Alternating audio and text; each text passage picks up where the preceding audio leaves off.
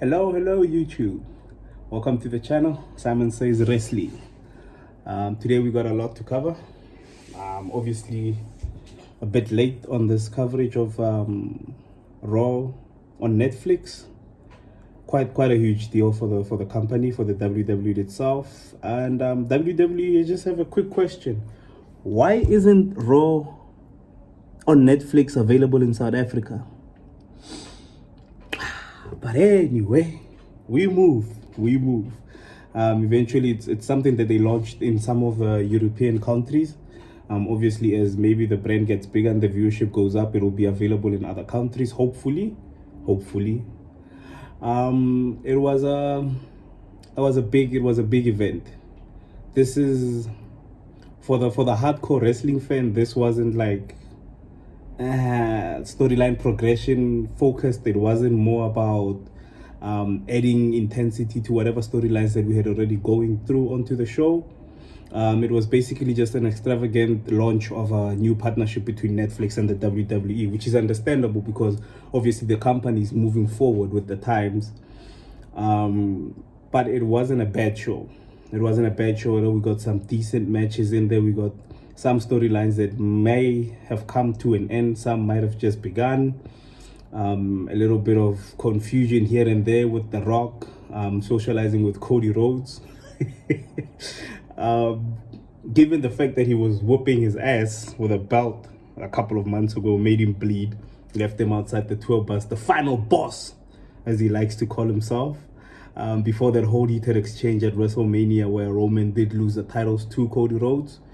But I believe it was more of an extravagant showcase of the partnership between Netflix and Raw. It had nothing to do with, it was a wrestling show, but it wasn't about the wrestling. It's more like an extravagant, like an award show that's maybe taking place or something. That's how I viewed it.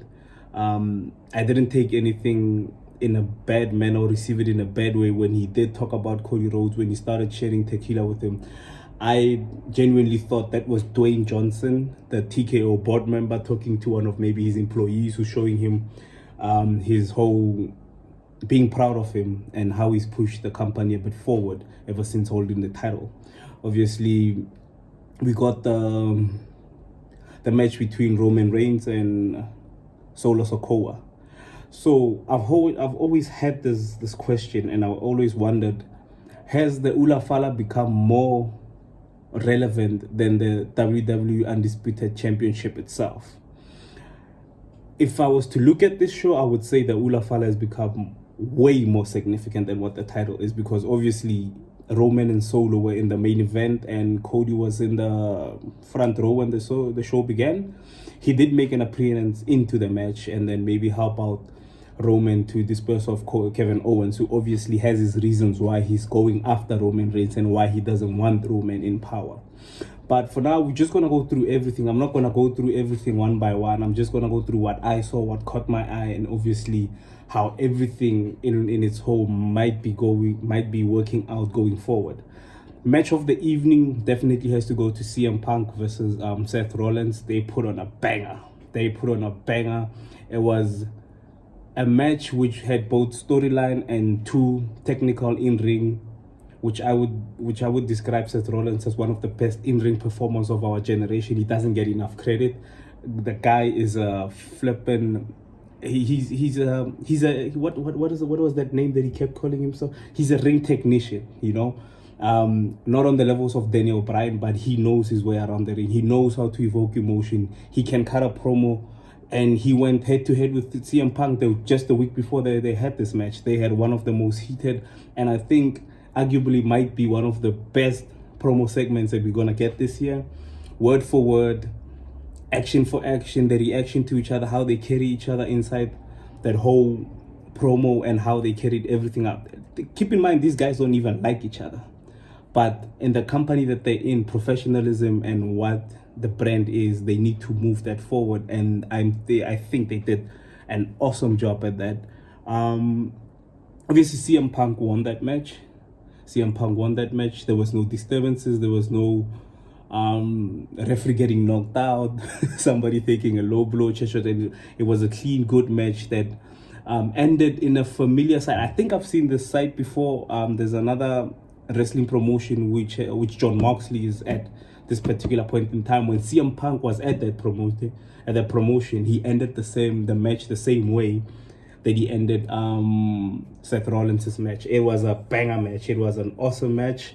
The Undertaker made an appearance on the show. It's always great to see Taker, but it's gonna take a while for me to get used to him having broken so much kayfabe from what I've known him before to be. I always thought he was the dead man. He doesn't talk to anyone. He's antisocial. But now we're starting to get that a sense of getting to know Mark Calloway, which is the man behind the character of The Undertaker. It's great to see he also has a podcast. I'm not used to it as of now because obviously we've grown up on The Undertaker being the dead man, the guy who always fought with Kane, got buried alive more times than we can remember. Supernatural events happening around him, but he made an appearance, and he made an appearance as one of his personas, which was the American Badass. This was after Rhea Ripley had pinned Liv Morgan to win the women's title. That in itself, Liv Morgan and Rhea Ripley, it was a rivalry that I believe went on for way too long. Obviously, in it going way too long, a lot of moving components were tried to be placed in the story, which made it confusing from time to time. So obviously now with Liv Morgan having relinquished the title to Rhea Ripley, hopefully she can move on to better opponents to explore the women's division, get newer challenges. We can see new matches. There was nothing wrong with how Liv Morgan carried herself in the title reign itself. The problem is she was more focused on one storyline rather than expanding the storylines and involving more people into a title run, because it was just basically Liv Morgan, Dominic Mysterio, and that was it. That was literally how the title was placed upon her. But now going forward, it seems like she might be focusing more on the Judgment Day, because there is a bit of friction between Finn Balor and, I would like to believe, Liv Morgan at this point in time. But it will be a good thing to check out and see how it works out for Liv Morgan. Hopefully she can get into the title picture sooner rather than later, with having sorted out all the other admin stuff around her. Judgment Day in itself needs to dismantle, in my honest opinion. They need to go their own separate ways.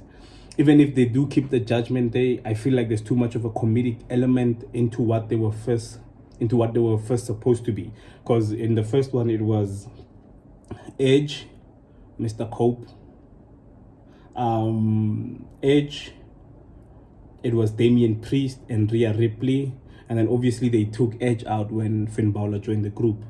That's a story in its whole self that we can further go into in other videos on the channel.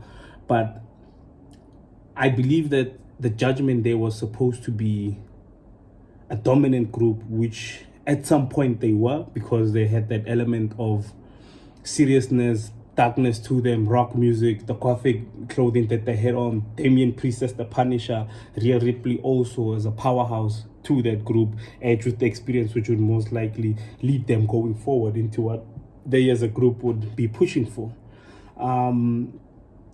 It kind of got a bit comedic when R-Truth got introduced into the group, but obviously R-Truth, we can never hate on R-Truth. We can never even say anything bad about R-Truth.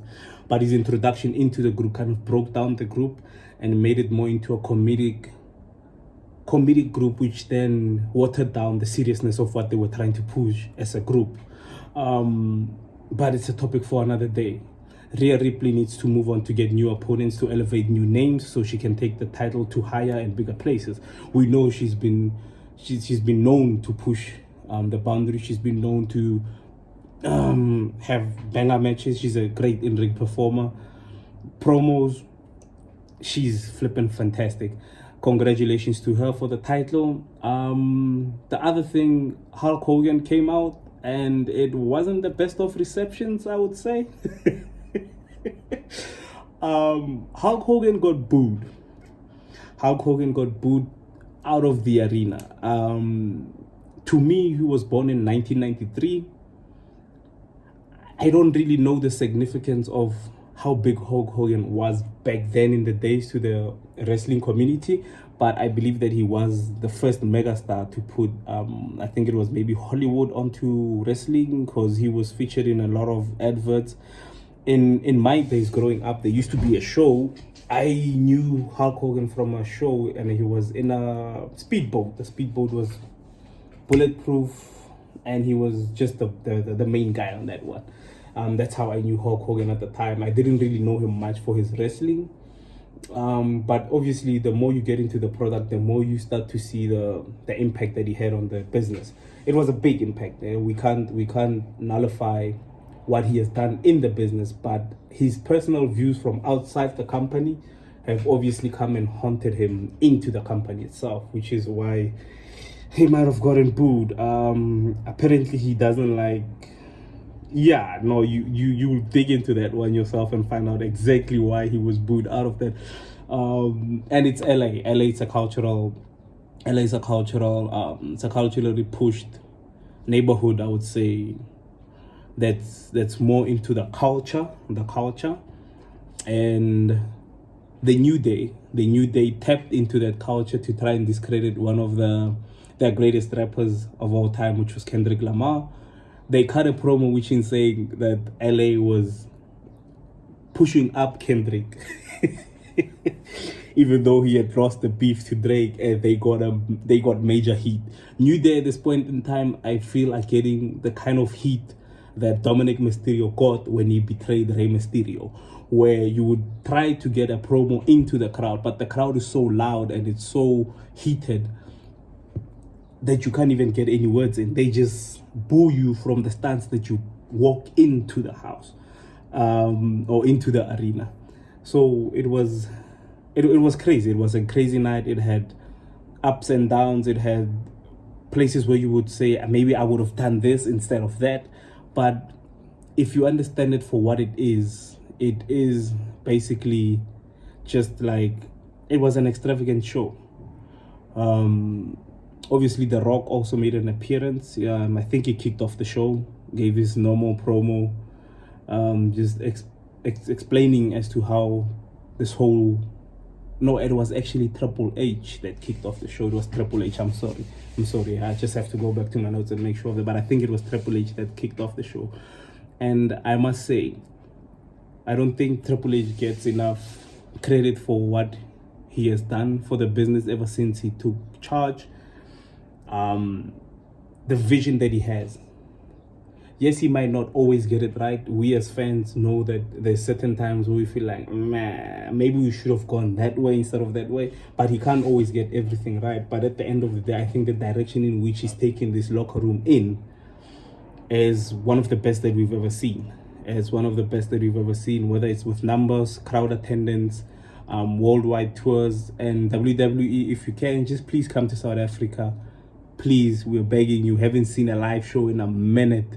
Obviously, with this YouTube channel, free advertising, with this YouTube channel, I will try to get as much wrestling content pushed into the South African market that we can actually grow a fan base that would be big enough to house a stadium show, like maybe in the F&B Stadium, maybe in Pretoria, where we can have a live show. So with Triple H having taken charge of this, it's been one hell of a ride. It's been a while since pro wrestling was relevant, and then ever since he stepped in, I would say he has done a terrific job in getting this market exposed to people who had lost interest. There were people who lost interest at some point to the WWE because of the storylines, the matches, and the nonsensical booking that was happening at the time. It was crazy. We were going through so much in a period where the company wasn't going anywhere. We had relied on nostalgic acts to maybe push for pay-per-views and all that kind of stuff.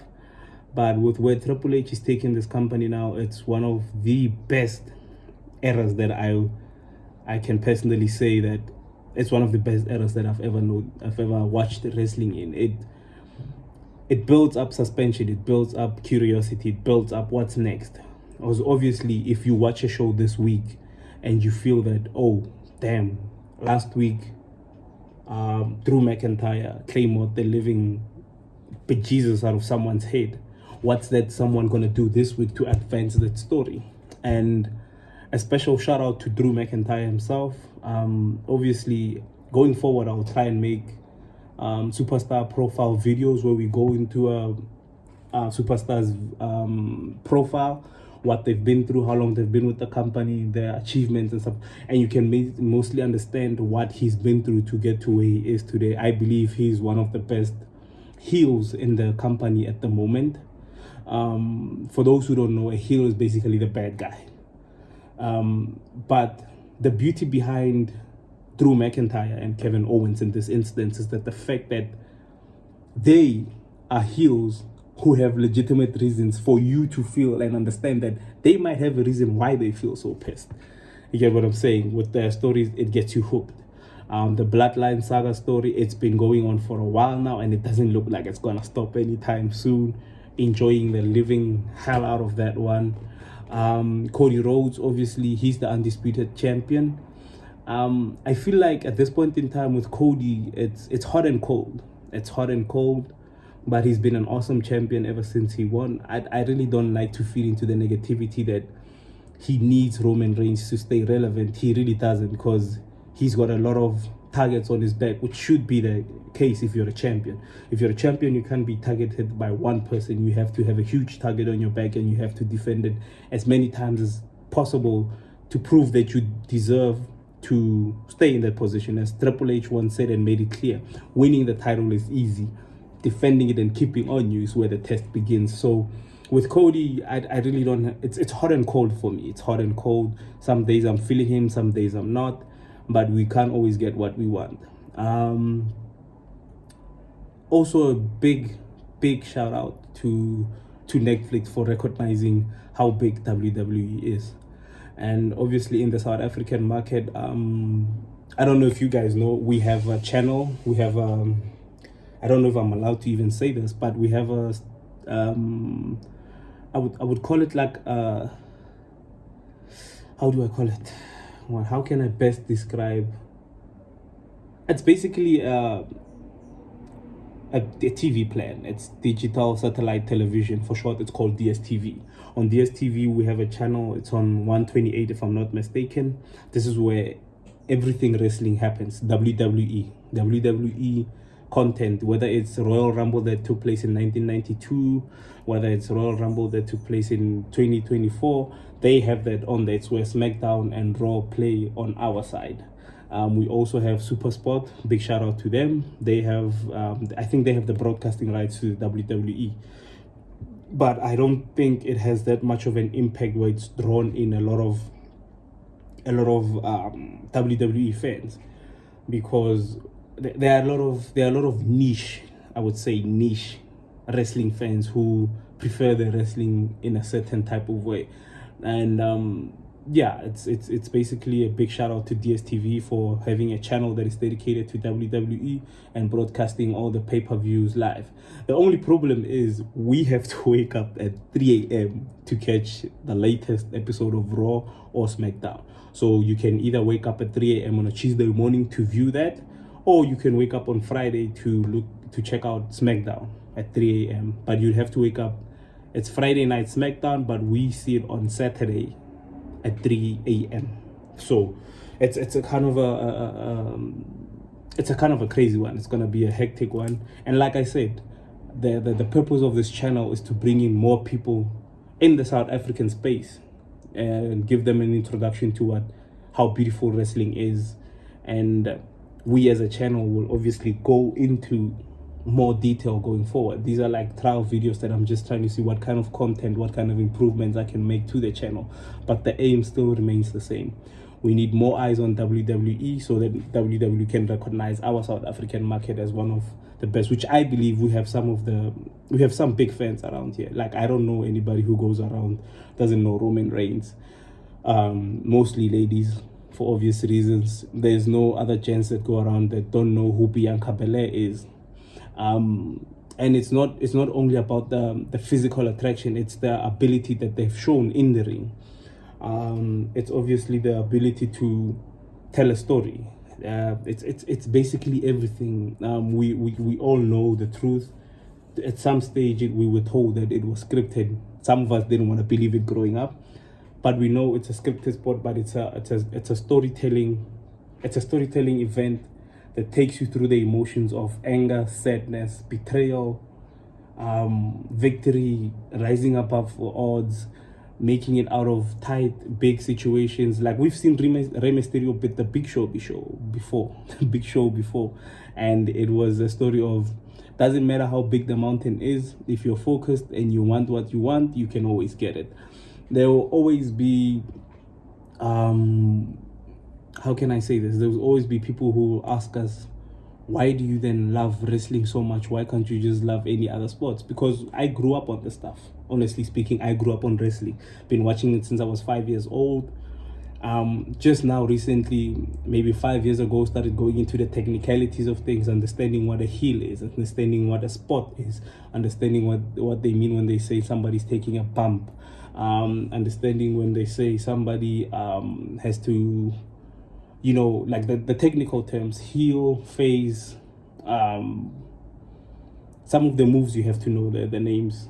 Obviously it's basic clotheslines, and we all know what wrestling is all around, but watching it and then immersing yourself in this universe gets to give you a new perspective of what can happen in life.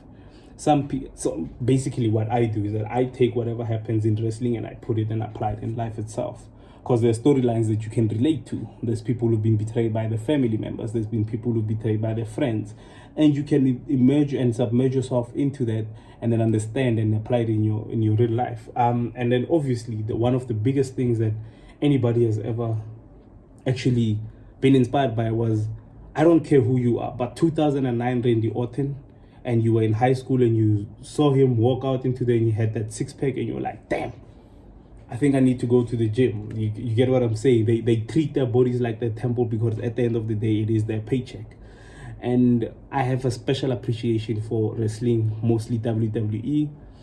And I would just like to open up the South African market to the WWE so that we can expand, grow, make it bigger. And if this channel gets big enough, we can maybe get WWE's attention and we can start doing some stuff for South African market people, because on our side, it's hard to get a t-shirt from the States. It's hard to get a belt from the States. You'd have to have an exceptional amount of money to get that. But it would be easier if there was a store in South Africa for South Africans to get that merchandise out, to get the original merchandise out. Because growing up, we always had like retail outlets that would sell shirts that had our favorite superstars on it. But growing up, you realize that it feels so nice to have the authentic WWE shirt that you see the wrestler come out of, that gives you that experience. And we're just trying to do something small that might end up in a big way. So going forward, obviously we'll review more shows, we'll have more detailed reviews and uploads. Also still trying to figure out the whole YouTube space, how to upload live, how to edit videos. Obviously it's gonna take time, but for now it'll come from my phone, and we will do our best to cover the show and then just make sure that everything is that you might need to know, that you will know it. So we're gonna try and then share the content with all of you guys, share everything that you guys see on the show.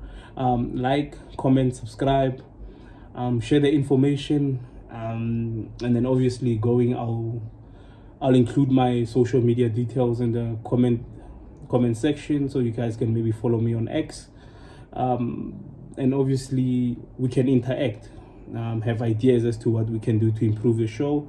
Like I said, we don't have any edits. This is just made out of pure love and having time to get onto the program to do all of this. And I hope you guys will enjoy it going forward. We'll grow together. We'll expose the South African market to WWE, and they can know that we are here, we support the show, and we support the sport in itself. But for now, guys, just like, comment, subscribe, and then follow me on X so we can interact and just get it to where we need to get it. And remember, Simon Says Wrestling is all about wrestling. So let's just get into it. Let's talk more, let's interact, let's build, let's grow, guys. And then going forward, I believe this channel will do very, very, very well. And thank you so much. Thank you so much, guys. Have yourself a lovely one. Don't forget to like, comment, subscribe. I've already said that. I'll say it again. Like, comment, subscribe, and share. And follow me on X, and then we'll get all of this and we'll interact more. Thank you so much, guys. Peace.